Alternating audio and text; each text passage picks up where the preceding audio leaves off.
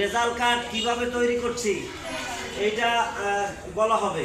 অনেকে রেজাল্ট কার্ডটা বোঝে না, অর্থাৎ এই শিখন অগ্রগতি প্রতিবেদনের যে এই কার্ড, এটা অনেকে বুঝতে পারে না। তাই এটা বুঝাই দেওয়া হবে যাদের, এবং তারা ওই খাতায় লিখছে কিভাবে খাতা কাটা হয়, কিভাবে মূল্যায়ন করা হয়, মৌখিক মূল্যায়ন কিভাবে করা হয়, লিখিত মূল্যায়ন কিভাবে করা হয়। তারপরে আরও আছে যেমন হচ্ছে সামষ্টিক মূল্যায়ন, ধারাবাহিক মূল্যায়ন, অনেকগুলি বিষয় আছে এখানে লেখাও আছে সব। ধারাবাহিক মূল্যায়ন কিভাবে, তারপর মৌখিক পরীক্ষার মূল্যায়ন কিভাবে করা হয়, বিভিন্ন ধরনের মূল্যায়ন আছে। সেই মূল্যায়নগুলি কিভাবে করে এখানে রেজাল্ট কার্ড প্রস্তুত করা হয়েছে এই বিষয়টা জানানো হবে।